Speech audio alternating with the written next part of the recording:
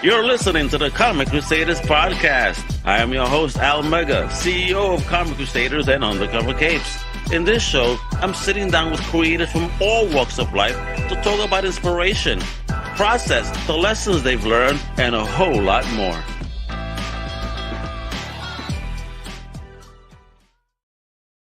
Hey, yo, what up, everybody? This is your boy, Al Mega. Welcome to a brand new Comic Crusaders podcast. And today, we're talking indie comics, baby, with an amazing brand new creator. He is a writer. He is a poet. My man is all in the business with a new project that's coming up on Kickstarter.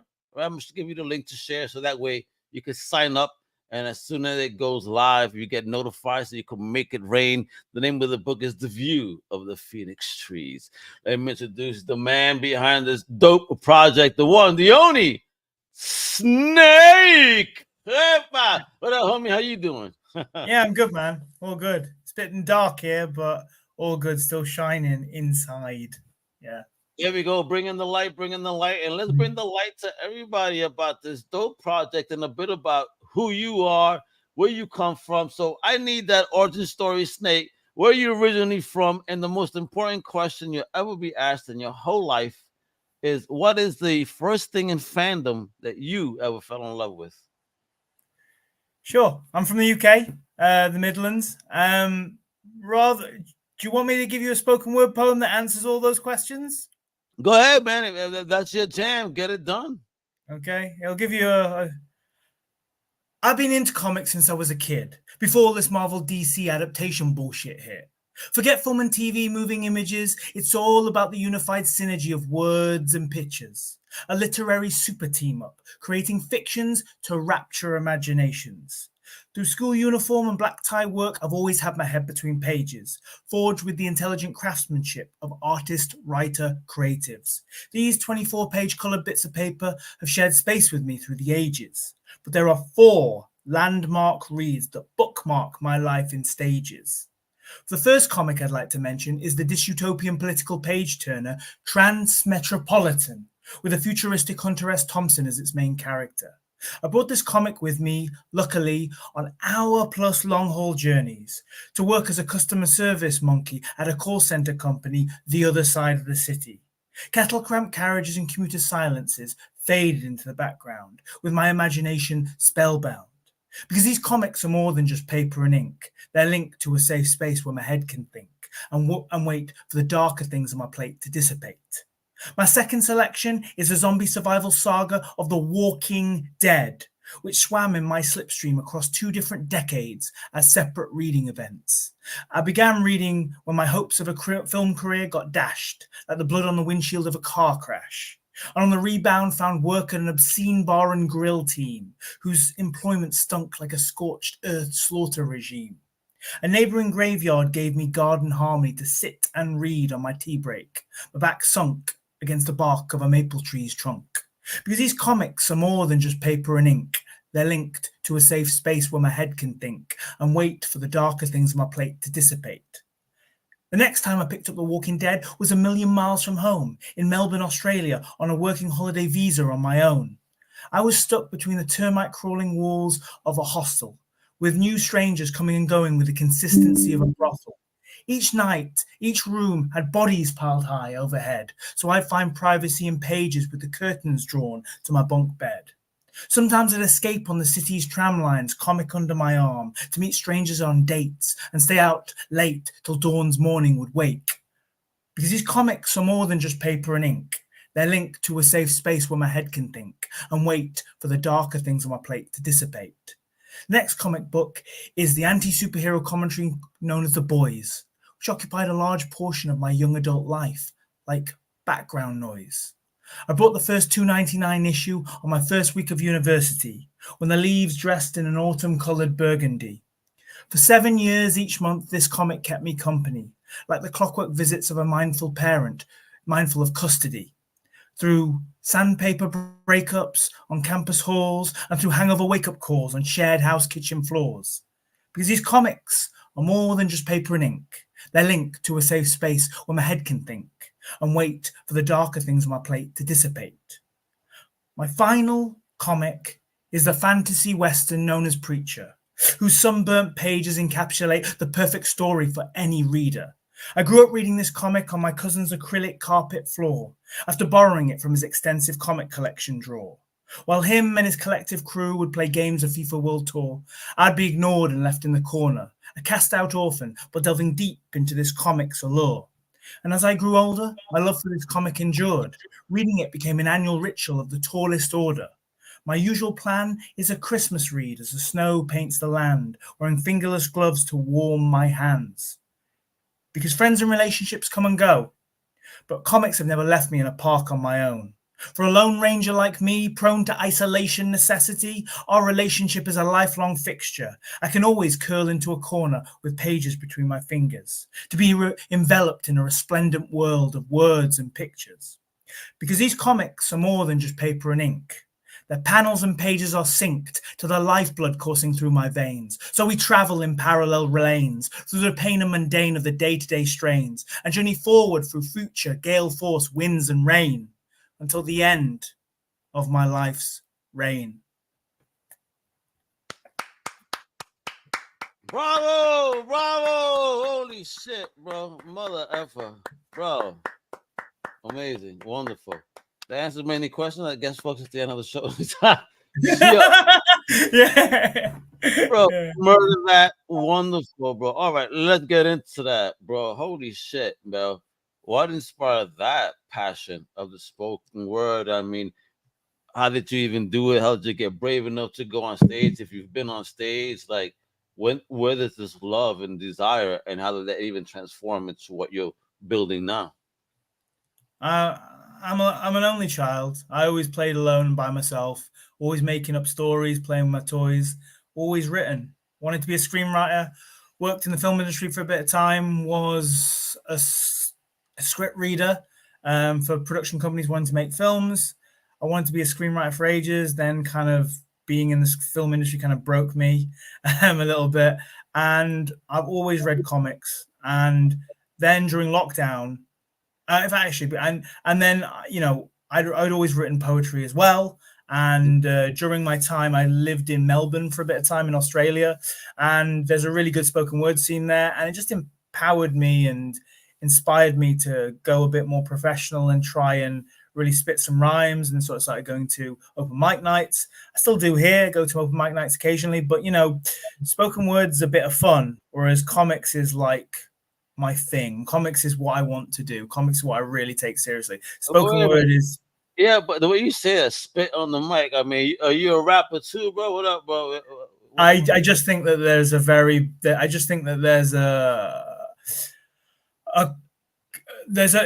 flow between the two things. I think rapping and spoken word is so similar. But rap says it all. Rap is rhythm and poetry. That's rap. So, you know, I mean, a lot of my favorite culture and rap is part of the hip hop culture. You know what I mean? Yeah. Yeah, I mean, a lot of my favorite rappers have inspired me, and a lot of them are spoken word artists as well. So I think they two flow into each other occasionally. So I want to have a little fun here, and I gotta ask you this. I have to ask you this question since I haven't had my boy Dodgy from Australia on the show yet. What happened at the Olympics, bro? I don't know. I'm not too sure. You have to take that up with him. I can't really say, man. Yeah. Did you see that breakdance? I'm like, yo, come on, man. That was some wild business, yo. Like, other Oz breakdancers that were there, I'm like, wow, they were. Oh, and here comes this lady. I'm like, oh my God, how did she? People got mad skills. They got secret skills in it. Yeah, you know what I'm saying? Apparently, she has a good skill of grift and bribe, apparently, or some shit. Holy smokes. But let me tell you, man, I just want to say, yo, I know that the people at Oz are completely embarrassed by that fucking presentation. Jesus Christ. But you know what? For me, you made it up with that spoken word. You have redeemed everything, yo. Because that spoken word, I haven't heard.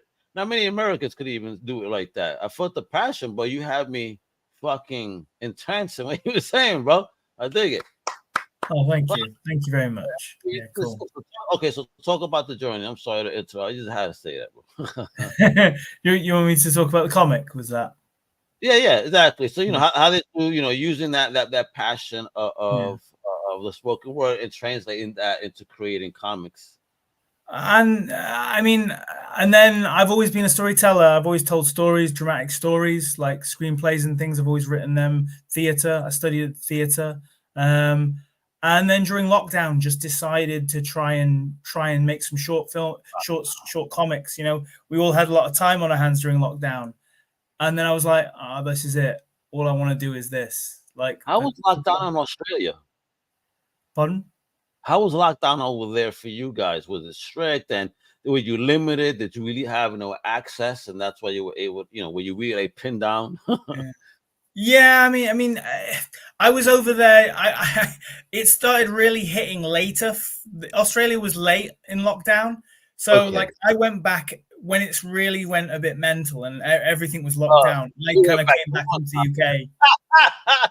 He said I went back at the wrong time. Oh shit! All right, damn it. So yeah, that was that. But yeah, out there. But I just got inspired and just Wonderful. I love comics. It's fun. Yeah. It's a good medium to tell stories in.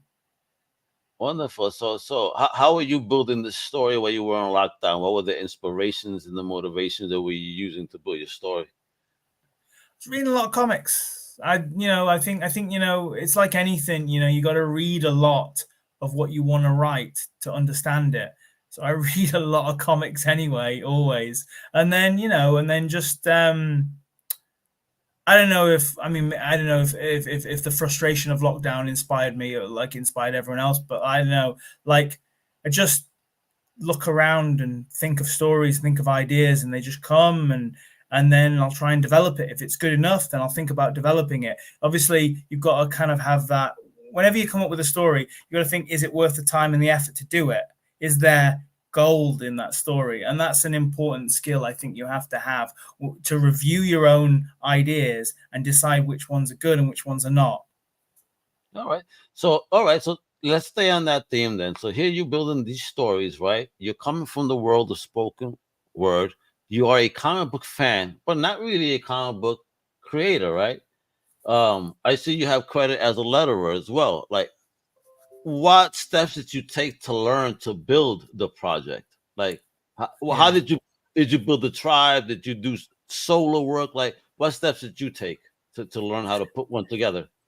Yeah, sure. I read a lot of books on the craft of comic making. I didn't have the money. I don't mind paying artists, but then I was like, I really don't want to pay a letterer as well. So it was just, I don't one of these motherfuckers. I love it. I got on one of these trades and save some money. God damn it. Besides writing it. All right, but I love it. Okay. But so I just learned it. I read a lot of books. I took a course online with a letterer and just learned how to kind of do it. And then now I love it. You're blowing my mind. So how do you take a course online with a letterer? That's kind of crazy. How does that work? There was like a really short, like 15 quid course with a letterer who just gave you the basics. And that's how I started. And then I just read a shitload of, I don't know if I'm allowed to swear on this. Oops. Oh, okay. Okay. I swear a lot. Bring it, baby. Don't worry about it. And then I just read a lot of books on it and I just did it as well. I got pages from certain artists. I connected with people from Facebook forums, artists who were giving their and that was one of the biggest things. Like I hate Facebook. It's the devil, but yeah.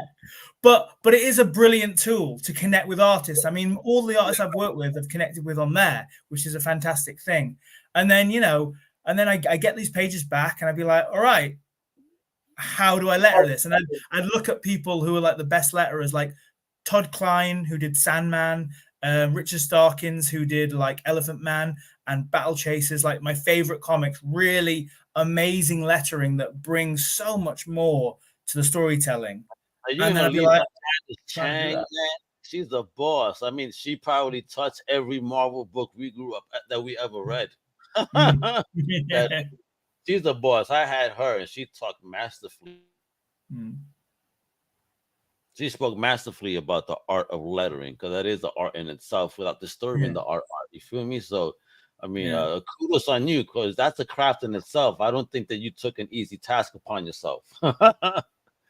Well, I probably would have been harder if I tried to like learn to draw as well, and that would have gone balls up, man. Totally. I mean, my artists are way better than I could ever hope to be, and they bring a lovely magic. You know, like there's nothing better, as I'm sure you know, there's nothing better than when you write something and you give it to your artist, and the artist gives you his drawings back, and you're like, this is better than what I wrote and what I thought in my head. That's amazing, you know. So don't you love that synergy when they understand, even on a crazier level than you, your story? It's beautiful. So talk about that then.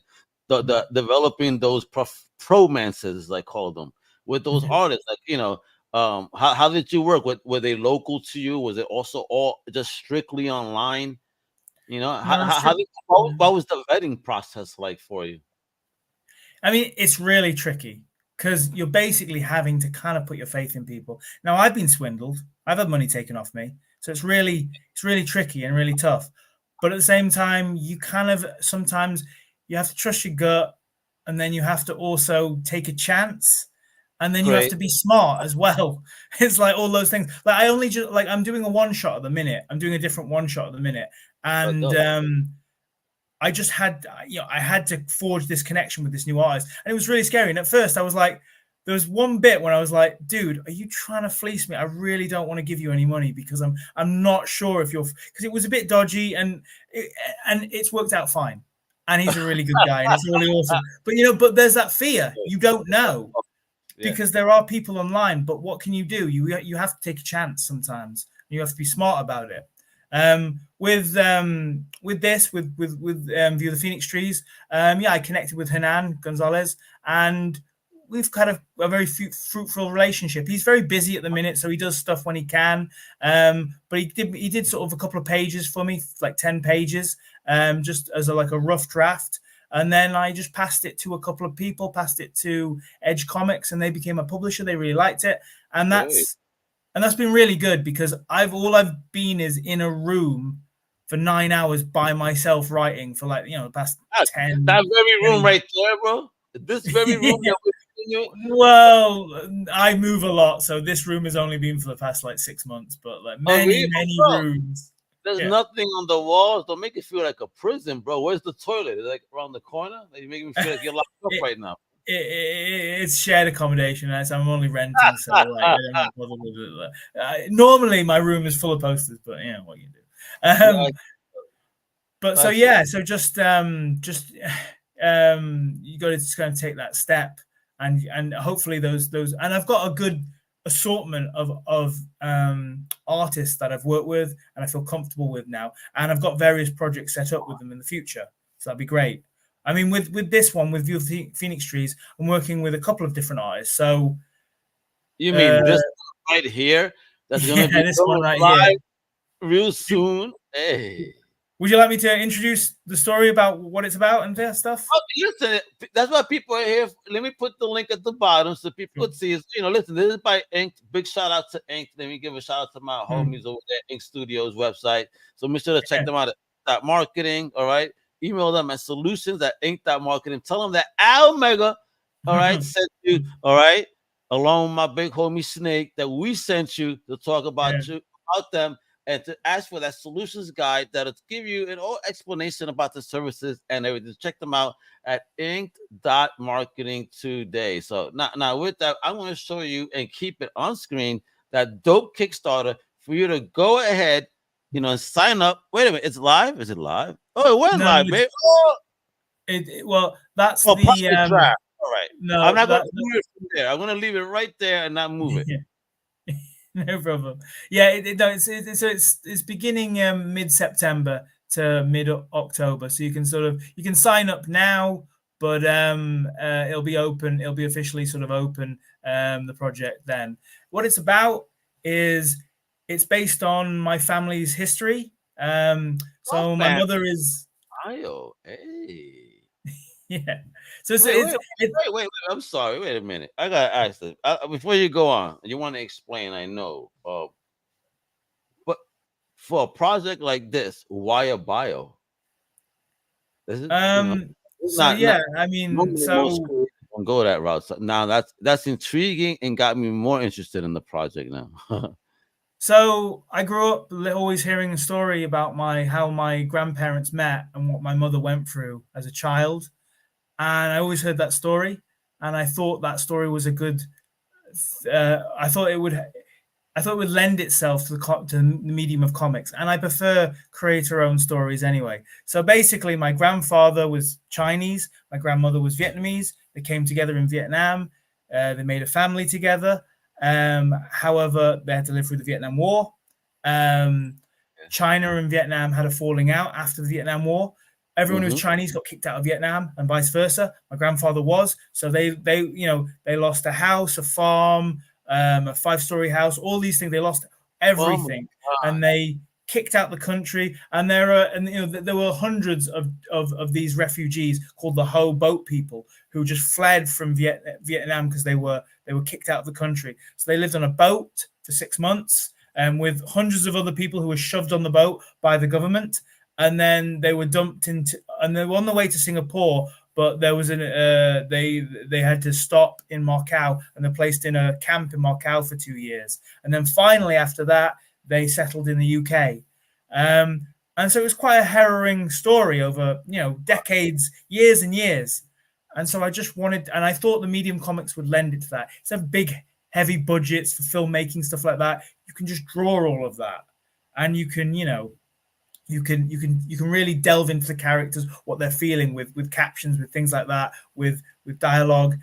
So yeah, but then at the same time, I'm a fiend for merging mythology and modern day, and so I wanted to add a further level to it, a further layer to it. So as well as this very realist biopic, which uses Hernan Gonzalez's artwork, which is very realist and looks very kind of gritty and thin. You also have another story on top of it, which is the Vietnamese creation story about Loc Lang Quai, the Dragon King, meeting his fairy princess. Now, their story complements my grandparents, and they're sort of like almost like a fantastical version of my grandparents. And so you've got this other story going along with it at the same time, with a different artist. So far more fantastical, a lot more splash pages. So the art is completely different there.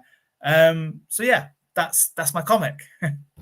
I am digging it, yo. And so you said this is going live, later this month? Yeah, that's right. Yeah. I cannot wait. Yeah. So look at that. So I see that the goal here, when it goes live, I don't know if it's subject to change. It's currently for 750. Why such a low goal for such an epic story? So we're just seeing how much we can generally raise at the minute. Obviously, it's a mini series by Epic. I mean, I probably imagine. That we probably need, I don't know, maybe like 8,000, something like that, possibly, potentially, just because each issue would probably be 2,000 maybe. But at the minute, we just want to raise in as much money as we can, and then obviously any shortfalls, we'll just do some more Kickstarters. I mean, mostly, the primary goal is to get the first issue made, and anything else that we've got after that, we'll make issue 2 as well, and 3, and then do some more Kickstarters for the rest of it. If we raise enough money for all of them, we'll get them all made, and we'll release them at the same time as well. But yeah, that's just the plan, really. Oh, I dig it. I dig this. So, View of the Phoenix Trees. And what is the name? Yeah, what is the name? Is there a story behind the name, the title? So Phoenix Trees are kind of really bright, resplendently crimson and red looking kind of trees with colored leaves, and they sort of line Haiphong and Hanoi Bay, and they're just present in Vietnam, and it's one of the characters' favorite things. So they play a concurrent role in the story, reoccurring role in the story, and it's just a beautiful kind of image. And And you can view that in one of the images. Do you want to scroll down actually just a little bit, if that's okay? Are you sure? If it's okay with you, isn't it? Hey, this is your baby. You gotta tell me. If you give it the okay, look at that. Right. Because So then that you can right, see them. Here they go. That Yeah, that kind of thing. Yeah, as it were, sort of look a representation of them anyway. But if you look at Haiphong, the Haiphong Bay, and that's one of the northern cities in Vietnam. They line the bay. You know, beautiful. I'll say that the timing of your story is impeccable because I don't know if you see what's really happening overseas, and there is some tension growing again between China and Vietnam, and then hopefully maybe your book here could broker. This book could broker the peace between the two countries. That'd be awesome. Yeah, let's go. But listen, guys, read this book from the two countries, and you guys are gonna love each other again. It's the love story, and it's a story of survival and being strong. This is wonderful. I mean, and again, I'm 49 years old and still learning the history of my family, learning how much Native we had, African American, Spaniard, and more. Like, how fun was it to dig into your family's history? Did you know this kind of in advance, or were you kind of going back as you were writing the story? Hey, Ma, hey, someone, can you tell me so and so? How fun was it to dig into your own family history? Yeah, because I mean, I'm not that close with my family, and I have an enormous, massive family, so it's kind of difficult to kind of like place sometimes. But I knew this story, I knew the bare bones of it, and then I did a lot of reading about that time, and then also I was calling my mum quite a bit. My dad was sometimes used to translate because my mum wasn't exactly the best at explaining things, and then also like and then also like getting pictures out. So I've got a lot of pictures, and obviously for additional extra bonus bits and pieces, because obviously I love that stuff in comics, so I want to give that to my readers as well. We'll give bonus bits, with pictures of the original of who these characters are based on. Because another interesting thing about the story is, so all the events are based on reality, apart from the fantastical ones, but all the events in the historical biopic are based on reality. However, and the characters are based on real people, but I don't know them. I don't know my granddad. My granddad doesn't speak English. I don't speak Vietnamese. So the only interaction I had with my granddad was he used to sit and smoke and play mahjong and just smile at me.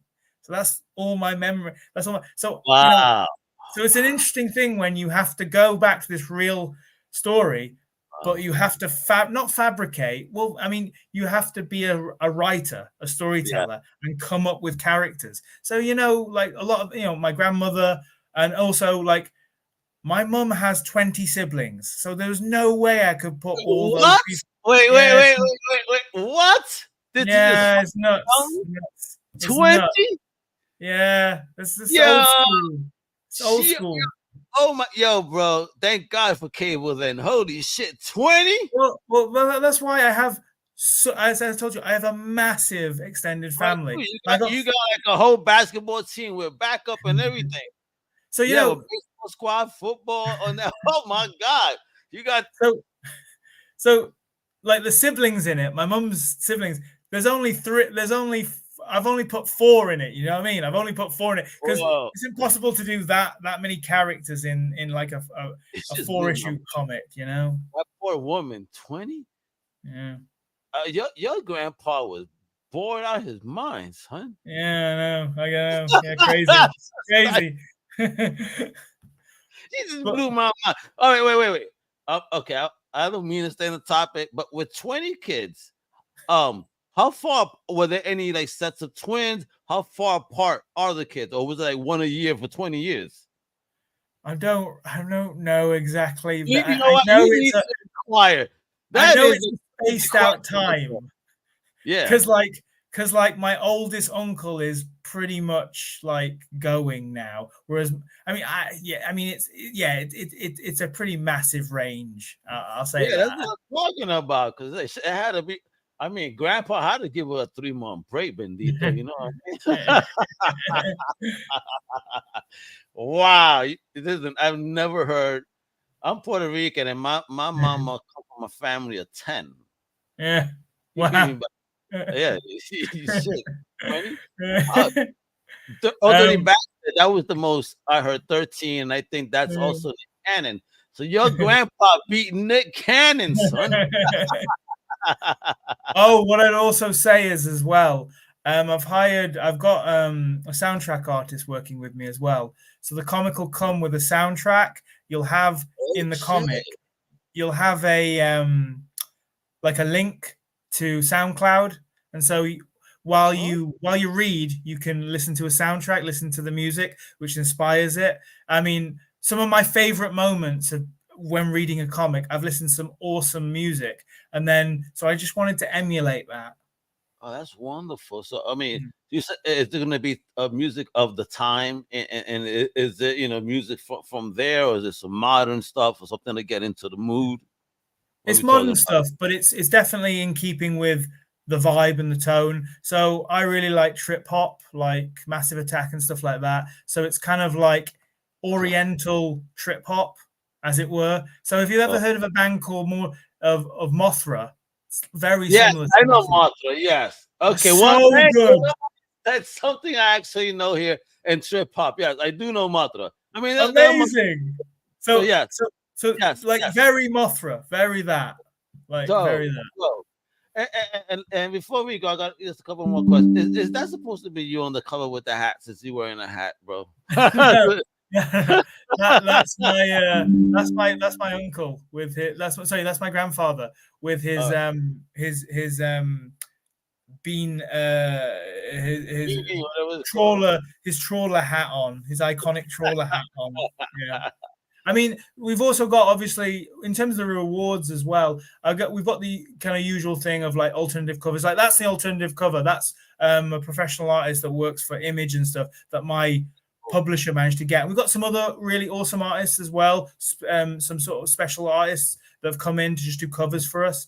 But one of the additional rewards, as well as like being able to get behind the scenes stuff and also short copies of my own award-winning comics that were in Tales from Dispatch, which is Scott Snyder's anthology series. Also, I will write you if people want to give me money. One of the rewards is if you give some money to me, I will write you a poem. You can choose whatever topic you want. Give me 2 weeks, and I'll write you a 3-minute, 4-minute poem like the one that I just performed. I'll do that for you. That's one of the rewards. Anything anyone wants, it'll be new, it'll be written off the cuff, and I'll write it to your spec with a general subject matter. I mean, don't make it too don't tell me every line or anything like that, but just say like a topic, and I'll take that. I might speak to you about the subject matter, and then I'll go off and write something for you and perform it after. Yeah, and folks, if you don't know what he just said, all I need you to do is a quick rewind to the beginning. Not now, when we finish, in case you jump on late, right? And check it out. Like, you're gonna be like, you're gonna stand up and throw your nerd hat on the floor, like, oh man, this man has spoke to my heart. Yeah, bro, I dig it. So I know you're working on this joint right here. Are you doing any conventions out there, making any appearances for the rest of the year? Are you doing anything where people could meet you, kind of a meet and greet? Anything going on?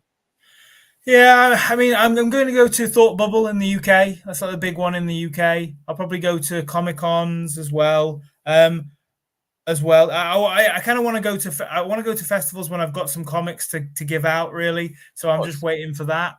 But I've got another comic that's coming out next month, which is like a horror one. So I'll be doing that. From where? From where? Where's it coming out from? Where can we get that one? What's the title? You gotta talk to us. We're selling here, baby. But first, before we sell that one, folks, you see this project? The link is below. All right, you see it there at the bottom, right? But it's also in the show notes. So very important. Sign up. The pre-launch page is available now. Sign up, sign up. You already heard them. This is gonna be fire book, yo. And again, I think this is kind of the wave in comics, a slice of life, that fun storytelling, and I kind of dig you were going with it. So I definitely want to check this. All right, so talk about that new one you got coming. Yeah, it's with Blood Moon Comics, being published by Blood Moon Comics. It's coming out on the 23rd of October. It's called Monsters in Your Head. And it's about a little girl called Whitney Dangerfield, and she's got the shittest superpower ever. When she gets scared, when she imagines monsters, they fucking appear and they're real and they scare the bejesus out of her. She's a little 8-year-old girl who has PTSD because monsters literally scare her every day. However, her best friend is a giant hulking monster, like a H.P. Lovecraft monster called Giggleberry, and he protects her, and they just survive together through this ordeal of all these monsters appearing. You scared me. I thought you said her power was gonna be her pooping herself, in the stench. No way. Hey, oh, but that's crazy. I can't wait. That sounds great. I mean, listen, we're in the season. Halloween actually starts now in September. Apparently, everybody you have to see where I live. Everybody don't give a shit about any other holiday but Christmas. It's been going. Halloween has been going on since like the middle of July already. So yeah. So I can't wait. People, you better tune in for that book, all right? And you got to follow my homie. You see those below? Those are his socials I've been sharing. You can follow my man on Facebook at Scott Matthew Wlson, Instagram at Snake87SMW, and on Tumblr at CollisionComicz with a Z, CZ, that is at the end, all right? So what's that? Is that a brand? What's going on there? Is that just a Tumblr account where I just post some short comics, anthology comics, bits and pieces. And just short bits of my longer comics, just a way to get stuff out there.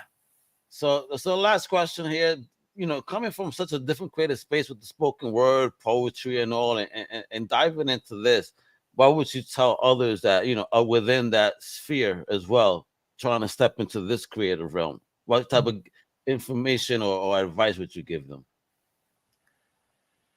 Use your strengths, play to your strengths. I remember I was at university and I was doing a master's in writing for theater, screenplays, things like that. So that's where I come from. That's what I'm used to doing, writing screenplays, really.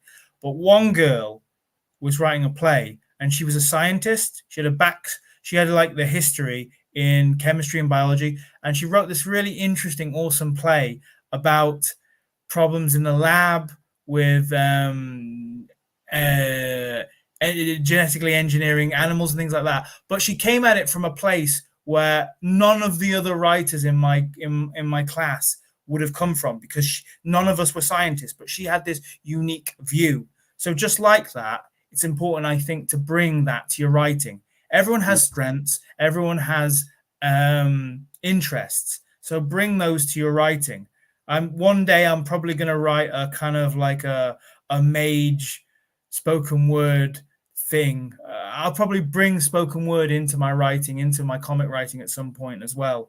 But yeah, any talent you have, use it and incorporate it. That makes you unique. That makes you you. That creates your brand, I would say. Great advice. And you know what? And now hearing you there talking about this, why don't you hook up with a local bar and make a nerd spoken word night, in where everybody, that's the theme, it has to be a nerddom like you did, and like do spoken word, like sponsor that. Like I would love to help there, in the arts, at a bar someplace, everybody get fucked up and go on stage and just give me a spoken word. Don't go nuts on a political shit. I says pop culture, all right. You should do that out there. You could probably build some awesome community and do some awesome shit there, and meet other folks that do some anthologies. Hey, come on, bro, let's go, bro. That's a good idea. I see a big world for the world of Snake, baby, out there. Hey, so brother, I want to say just thank you as a fan. Just being brave and bold enough to put your vision out there and share your vision with the world, especially such an intimate story. Relating to your family with a side of fun, of course, but just sharing, and that's pretty cool. Not many people willing to do that, especially on such a big project like this. And this goal, I know you're gonna make this and a whole lot more for sure. So, folks, show the support on the pre-launch. Make it rain. It's going to be a project that goes for 30 days. So you're going to have several paychecks. You even got money now, so just set it aside for when this goes live. All right. You know how it goes. I'm pretty sure it starts at $1 because you're kind, but it's going to go out to a whole bunch of different dope levels where you could go some fire shit. So support independent comics today and always. And again, follow him across all the mediums. All right. Links are below and also in the show notes. But most importantly, thank you for tuning in to the Comic Crusaders podcast. We appreciate the crap out of you guys, especially we're showing the world amazing independent creators like Snake, all the way from Oz, man. You know, over there it's early morning, right? Early morning for you, right? Oh no, I don't live in Australia anymore. I'm in the UK. So it's late at night for you. yeah, I'm gonna go to bed after this, pretty much. Listen, I work UK hours, so I'm basically on your time stream. I'm gonna have I work UK hours here in America. It's wild, folks, these hours, but I love them.